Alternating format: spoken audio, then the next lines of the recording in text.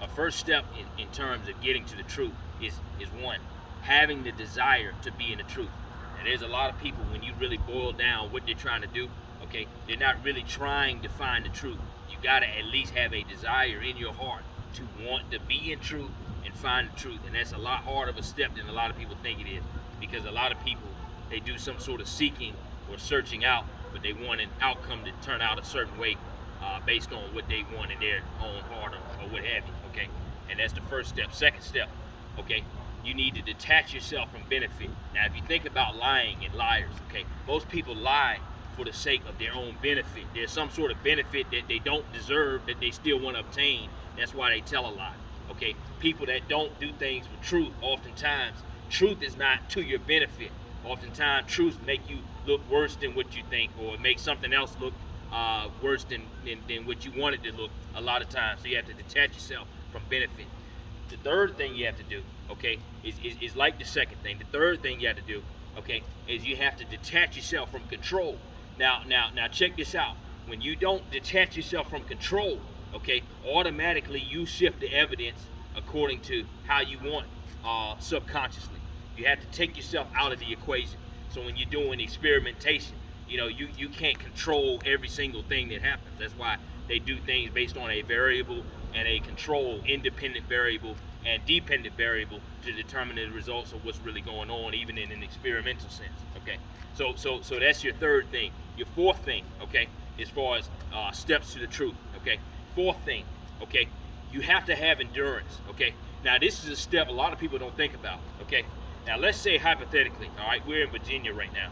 Let's say hypothetically we're trying to get to Miami. Okay, well, if we're trying to get to Miami, right, and we know what Miami's like, there's palm trees, there's beaches and so on and so forth. Okay, if you keep going down I-95, okay, eventually you're going to reach the Palmetto State, South Carolina. Okay, now check me out.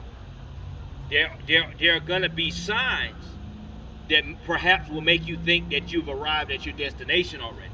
Okay, and so when you don't have the endurance to get all the way to the truth, a lot of times people stop halfway to the truth and they use that as their conclusion for what's going on in life. Okay, so check this out. Here's how that would work out. Okay, this is a very important step. Okay, there would be both signs that you are in the truth and are not in the truth. Okay, you would look around and say, well, it says South Carolina, this can't be Miami, but yet there's palm trees and there is a beach here. This is close enough. Yeah, this is probably mine. This is close enough. And a lot of people do that with the truth.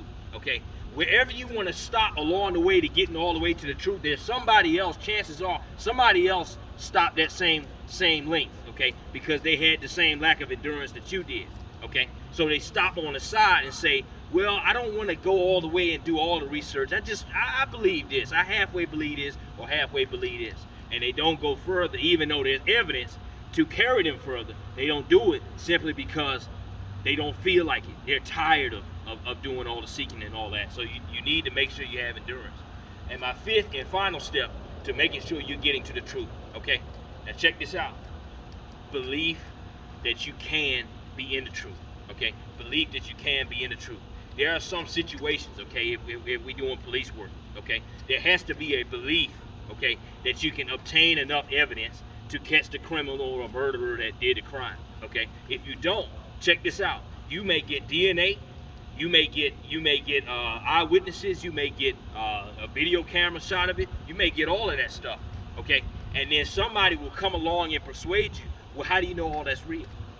Maybe all that's not real. Maybe all that's fake. Okay, and as long as you have a mindset in which somebody can convince you that what you have is not sufficient in terms of seeking the truth, okay, then what'll happen is, no matter what you find, even with the evidence that you use, somebody else will be able to undo it, even if it's adequate evidence to say lock the criminal up or catch the person that's doing wrong or figure out what the conclusion to a matter is.